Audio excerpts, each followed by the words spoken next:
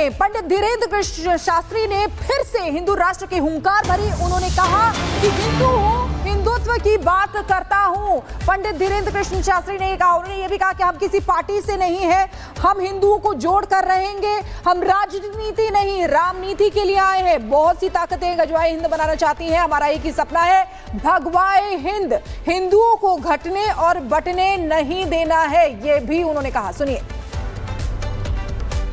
कहीं जातिवाद की लड़ाई चल रही, हमारी एक ही प्रार्थना है, हिंदुओं को घटने मत देना, हिंदुओं को कटने मत देना। हिंदुओं, जातवाद से ऊपर उठकर राष्ट्रवाद के लिए जीना।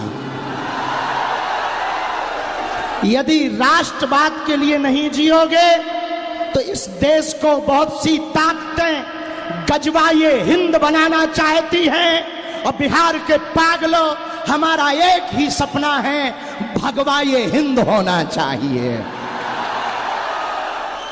अगर हुआ मेरे धर्म पर घात तो मैं प्रतिघात करूंगा, क्योंकि मैं हिंदू हूं, सिर्फ हिंदुत्व की बात करूंगा। एक बात और सुनो बिहार वालों, हम किसी मजहब के विरोधी नहीं हैं, न हमें मुसलमानों से दिक्कत है, न हमें ईसाइयों से दिक्कत है। हमें तो हिंदुओं में रहने वाले उन हिंदुओं से दिक्कत है जो जातियों के नाम पर हिंदुओं को लड़ाते हैं।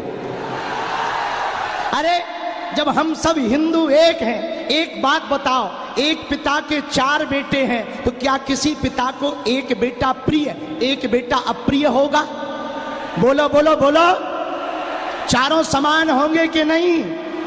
चारों प्रिय होंगे कि नहीं? तो हम सब हिंदू हैं, हम सब समान हैं, हम सब आपस में लड़े ना भैया।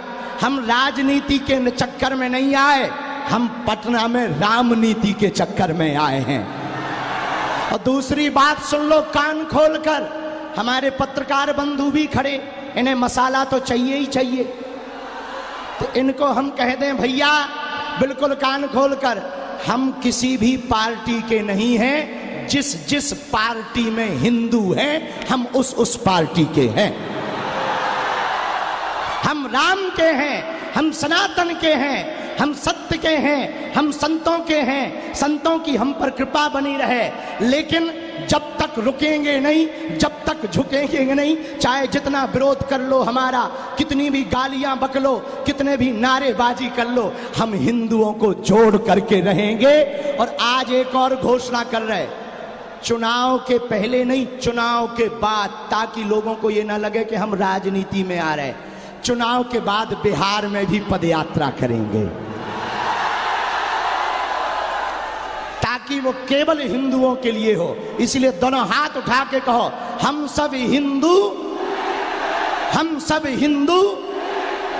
अब जातिवाद नहीं, राष्ट्रवाद पर जिएंगे। किस पर जिएंगे?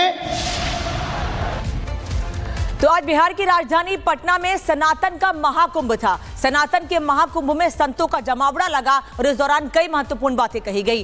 जगतगुरु रामभद्राचार्य ने साफ कह दिया कि 80% से अधिक होंगे हिंदू, तभी हिंदू राष्ट्र बनेगा।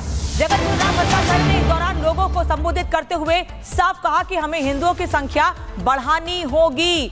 हिंदुओं को बांटने की कोशिश हो रही है। हिंदुओं की संख्या बढ़ेगी तो हिंदू राष्ट्र बनेगा। हिंदू बाहुल देश हिंदू राष्ट्र क्यों नहीं हो सकता है? जाति का जहर मत घोलिए। जगतगुरु रामभद्राचार्य ने पटना में आज ये बात कही। हमने तय कर लिया है, किसी भी मूल्य पर हिंदू राष्ट्र तब बनेगा जब भारत में कम से कम 80% हिंदुओं की संख्या हो जाएगी। और 80% हिंदुओं की संख्या तब होगी जब अपने बिछड़े हुए लोगों को, अपने बटे हुए लोगों को, अपने से छटे हुए लोगों को हम गले से लगाएंगे। और प्रत्येक हिंदू 3 संतति उत्पन्न करेगा, राम कृष्ण पर विश्वास करेगा। आपको आपके पूर्वजों की कसम, प्रतिदिन रामचरितमानस का हम पाठ करेंगे। प्रतिदिन एक बार हनुमान चालीसा करेंगे, सब कुछ मंगलमय होगा। अब ये 80% हिंदुओं की संख्या कैसे होगी, ये चर्चा मैं धीरेन्द्र से 9 जुलाई को चित्रकूट में करूंगा। हमें हिंदुओं की संख्या बढ़ानी है। हिंदू बढ़ जाएगा, अपने आप यह देश हिंदू राष्ट्र हो जाएगा। एक बात कह रहा हूं, मैं एक बात कह रहा हूं, जब पाकिस्तान मुस्लिम राष्ट्र हो सकता है, जब अमेरिका क्रिश्चियन राष्ट्र हो सकता है, तो हिंदू बहुल यह देश हिंदू राष्ट्र क्यों नहीं हो सकता? इसे हिंदू राष्ट्र होना पड़ेगा और जात का जहर नेता लोग मत घोलें। मैं केंद्र से भी कह रहा हूं, प्रांत से भी कह रहा हूं, इस जात का जहर मत घोलो यार। सभी एक हैं। तो सनातन महाकुंभ में जगतगुरु रामभद्राचार्य जी ने आरजेडी पर निशाना साधा। कहा जब पद्म भूषण से सम्मानित हुआ तो बिहार के एक नेता ने कहा था कि ये तो कथावाचकों को भी मिलने लगा। हमने क्या बिगाड़ा है, क्या खाया है तुम्हारा, ये सवाल उन्होंने किया। उन्होंने कहा तुम तो खाते खाते चारा भी खा गए। सुनिए। मैं ओ भले मुझे शत्रु माने पर उनको मैं मित्र कहता हूं। उन्होंने कहा था अरे अब तो कथावाचकों को भी पद्म विभूषण मिलने लगा। क्या अपराध किया हमने और क्या नहीं किया है तुमने? बुरा मत मानो, तुम तो खाते खाते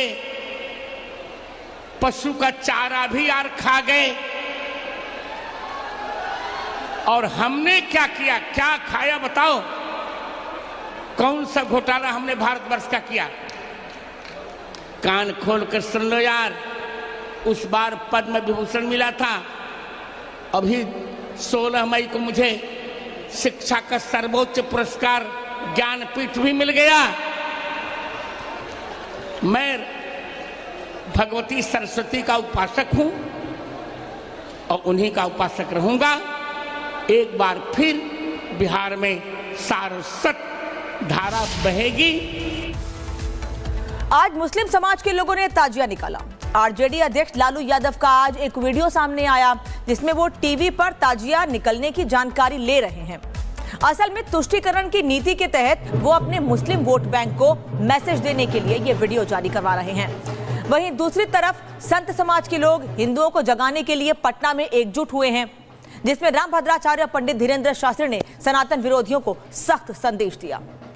ये दो तस्वीर इस वक्त आप देख रहे हैं। लालू यादव की तुष्टीकरण की नीति देखिए आप कि मुहर्रम के जुलूस के दौरान ताजिया की अपडेट ले रहे हैं, वहां पर मौजूद हैं, पुलिसकर्मी भी आसपास मौजूद हैं, पूरी अपडेट ले रहे हैं। यहां तक कि जो करतब दिखाए जाते हैं उस जुलूस के दौरान वो उसको भी देख रहे हैं। वहीं दूसरी तरफ आप देखिए पटना में संतों का महाकुंभ लगा है, उस पर ये नेता कुछ नहीं बात करते।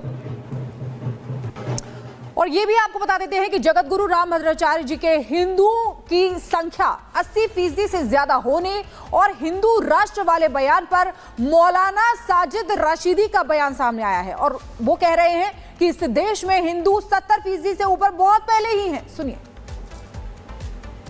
में हिंदू 70 से बहुत ऊपर है और बहुत पहले से ऊपर है। शायद रामभद्राचार्य जी को ये मालूम नहीं है कि हिंदू तमाम पार्टियां 80-20 का नारा लगाकर चुनावों में उसका फायदा उठाती हैं। तो जब 80% पहले से है तो 70% के बाद कहां से